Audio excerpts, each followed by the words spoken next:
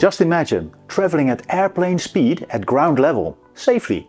Imagine arriving in Amsterdam from Paris in just 30 minutes. Hyperloop is all about a revolutionary new transportation system. Passengers and cargo capsules hovering through a network of low-pressure tubes between cities, transforming travel time from hours to mere minutes, and pairing this with a reduced carbon footprint. Hyperloop Transportation Technologies was the first to rise to the challenge. Ms. Bibop Gresta co-founded Hyperloop TT and now puts the concepts into practice in Italy as the CEO of Hyperloop Italy. Curious what the future of transportation looks like? Please welcome Bibop Gresta. You can applaud, you can applaud. Is legalized here in Netherlands. It's one of the good stuff that I've legalized here. So, hi, I'm Bibop Gresta. I'm the co-founder of Hyperloop TT and founder of Hyperloop Italia. I don't start with the good news. Your transportation is broken. Yes, we built our cities around the automobile. Incredible concept. You put 2-3 tons of steel, and then you put a average idiot, human, inside it of 70 kilos, and you burn fossil fuel to move it. Are we insane? And they call it automobile, but in reality, it stays steady for 90% of the time if you win the lottery of parking. Okay, in Italy, they throw their children in the spot to book it. But the reality of the fact, for the rest 10% is stuck in traffic. And this is, we think it's smart. And to all of you that loves EV, the EV fanatics, well, the reality of the fact is that the EV was invented in the 19th century, okay? It was already there. Personally, if you ask to me, we don't need more electric vehicles, we need less cars, okay? Now, let's look at how they sell the concept of the cars, because that's where the big lie starts, okay? They are selling you the concept of this fantasy land where you will buy your car in these ghost towns and you will be happy with your loved one, beautiful men and women, powerful, sexy, and then you exit the reseller. And that's what you get. Pollution, noise, overcrowded, overwhelmed cities. They're not conceived to actually withstand all these numbers of cars, okay? And in COVID, it got worse. They said 1.5 car each one of us. This is craziness, okay? But in reality, if you're complaining about your city, it means one thing. You've never been in Beijing. Guys, they are ninja traffic jammers. They know how to do these things. They've been stuck in traffic for 11 days. I don't even know how they went to the restroom. Welcome to Beijing. Beijing in a very good day. Because Beijing in a bad day looks more like this. It's pollution, okay? You can say, okay, well, I'm not taking the car. You convince me, let's go to the public transportation. Well, we have conceived this, you know, a dozen of years ago, okay? At the beginning of the 19th century. And we haven't conceived the growth, okay? These are the images of an average underground. We are designing the system, adapting on where we are designing, also the function where we are designing. We use a combination of renewable energy, means solar panel, you can put wind, kinetic energy, regenerative braking. In some climates where the solar panels are not efficient, we can also combine it with geothermal. The combination of it can create up to 30% more energy that we consume. This is a feasibility study in Ottawa, for example. It creates 15% more energy. So it means that it has the future in mind. There are different approaches that different companies adopted, but each of the companies are basically doing the same thing. They build certification tracks. Means in different scales. Hyperloop TT, the company that I created, built a test track of a full scale. Some other companies are building small scales, but this is to test some of the technology. Of course, not the speed because you don't have enough room. But this is, for example, ART. It's another company in Holland that built a full small-scale track with a switch. So to prove that you can actually switch.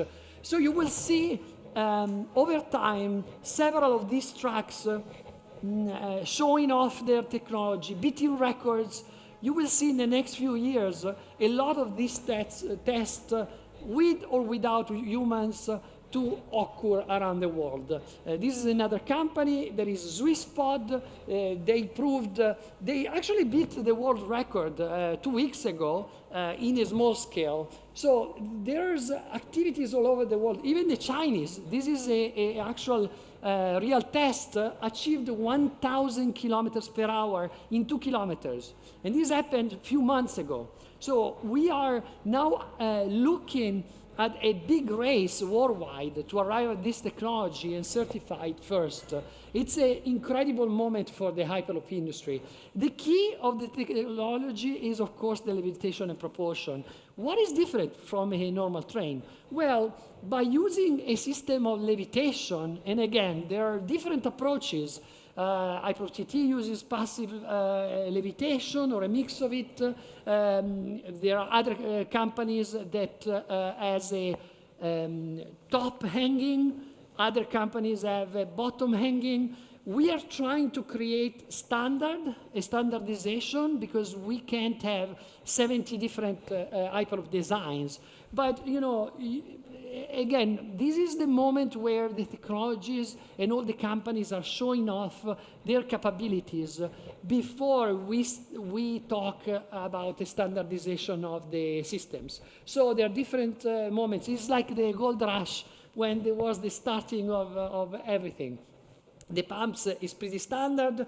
You have to consider that if you take out the air from the tube, so from 1 bar, that is the pressure that we have right now, you bring it to 50 Pascal, you don't have resistance inside the tube. So if you put a pumping station every 10 kilometers, basically, you can actually have a module of 10 kilometers that repeat forever.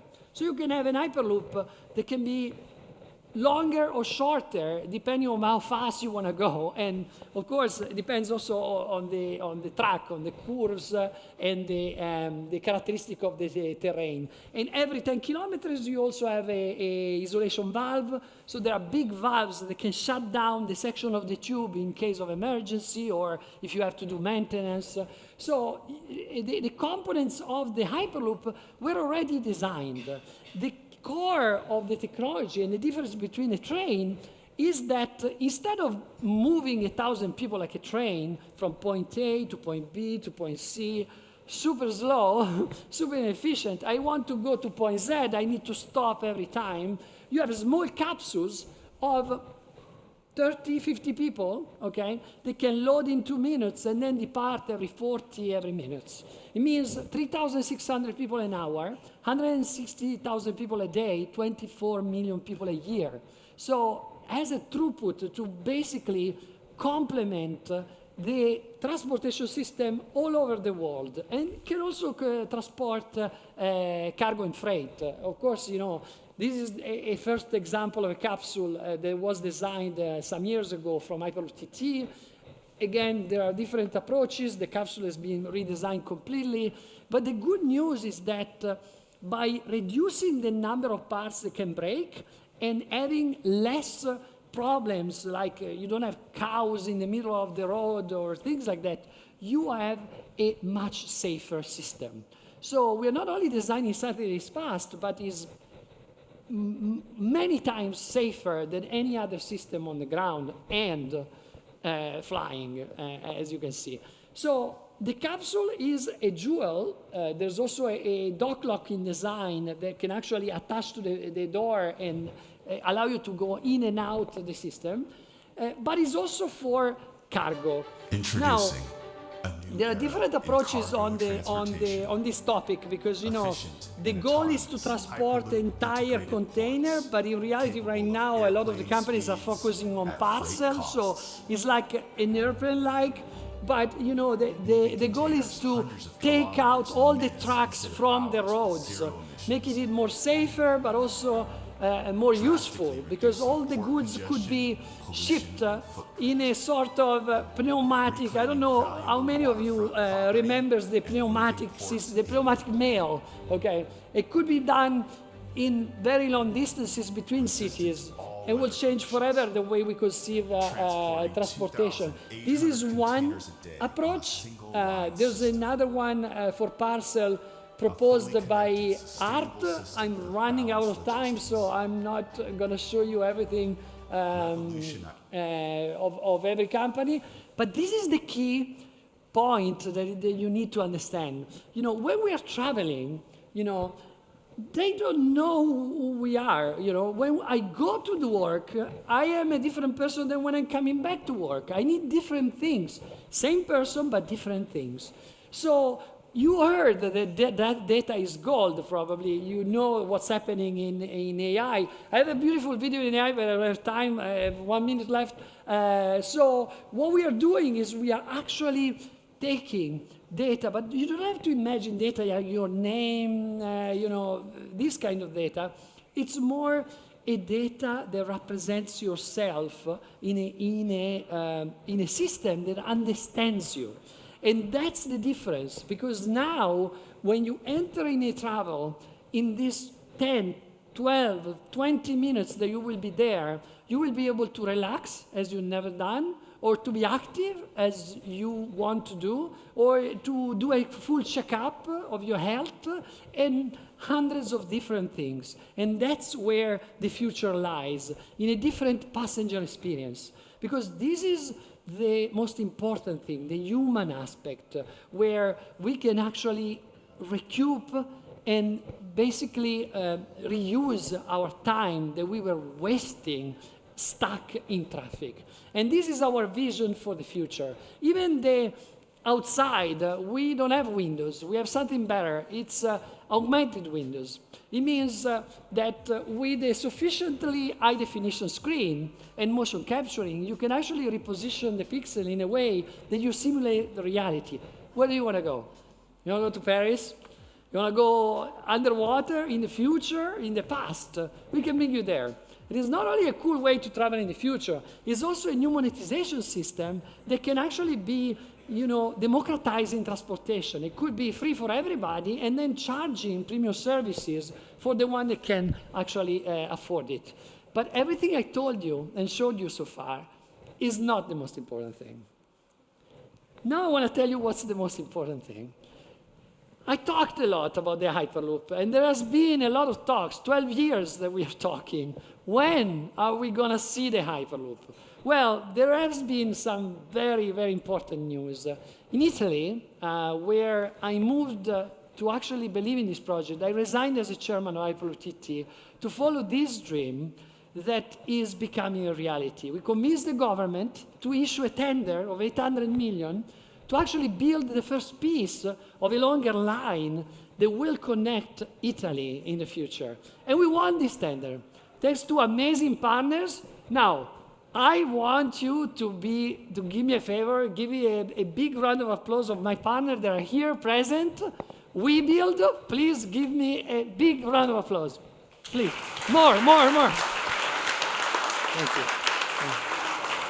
Because we build one of the biggest construction companies in the world, Leonardo, aerospace, one of the top aerospace companies in the world. Together, they joined in a consortium to build the first Hyperloop of the world. And together with other partners, Hyperloop TT and Rina, we are now looking at Italy as the biggest opportunity. During the reconstruction of the World War II, there was a Marshall Plan. They built a corridor along every line of rail and highway. And there are almost 13,000 kilometers of free corridor that we can use to build the biggest network of Hyperloop of the world, and with a vision to connect the entire Europe and in the future the world. So it's happening. We are working right now in this project. There are 140 engineers at work. 12 top companies and 5 universities. This is the biggest chance that we have to actually build an Hyperloop in this decade, not in the next future. I want to show you the last video. This happened during COVID. There was a lockdown. An old lady came and knocked at the test track of Toulouse, saying, I don't know if I will live enough to see your technology, so I want to see it now. So we asked her if we can film her with her nephew, and this is what happened.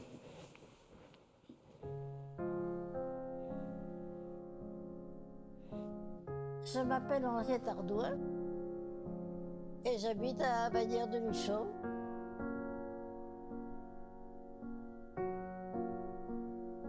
Je suis l'une des femmes les plus âgées de France.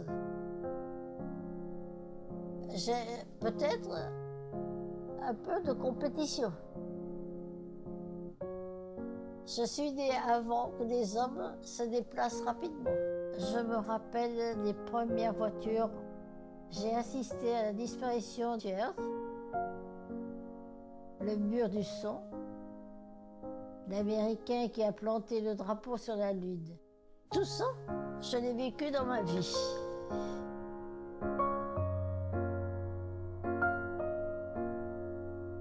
On m'a dit qu'il y avait du nouveau bientôt, encore une nouvelle manière de parcourir la Terre. Et on vous emmène dans un tube à 1000 km/h en lévitation. Et ça marche avec l'énergie solaire. L'avion à l'époque aussi, c'était un grand défi. Je me rappelle de mon père. Cet engin ne va jamais décoller du sol. Cette machine, vous l'avez construite, n'est-ce pas? C'est quoi son nom déjà? Hyperloop TT.